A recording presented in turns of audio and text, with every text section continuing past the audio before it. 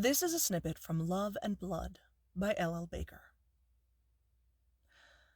Leonardo Garcia's head was already spinning when another drink was placed on the dining table before him. His head spun as his fingers grappled for the glass, the ice chinking against the side. Somewhere on the periphery of his hearing, he heard someone flicking through an MP3 player, the first few seconds of each song abruptly snatched away.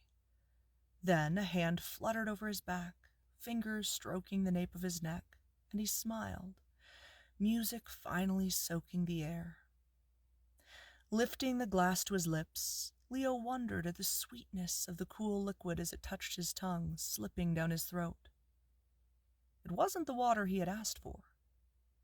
He scrunched his nose as he swallowed, and something bitter, granular, hit the back of his throat, and he gagged.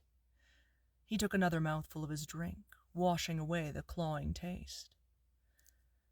Leo thought of the things he was about to do, and arousal vibrated through him.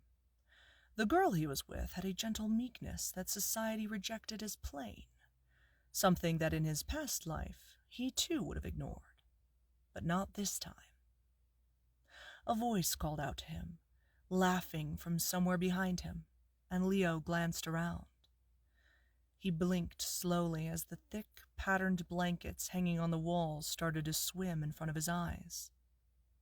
He thought he heard the crunch of ice in a freezer, the creak of a lid. As he tried to lock on to the woman he had entered the storage container with, the edges of Leo's vision started to fuzz. A darkness crept in, and a pain pulsed through his skull. Nearby, a glass smashed, and Leo's stomach lurched, churning as nausea rose, burning his esophagus. He fumbled for his phone, dialing, but his fingers were thick, prodding at the buttons. He thought he heard the call connect.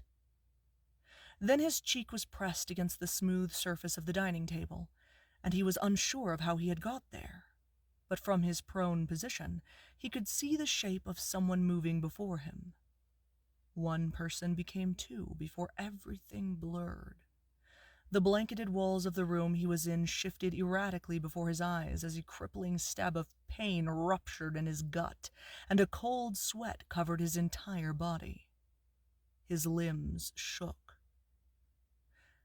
Leo Garcia tried to call out as the pounding in his skull and the gnawing in his stomach intensified, but his limbs were heavy and unwieldy, his tongue a slab of useless muscle. He heard voices, and a cry punctuated the thickness in his head.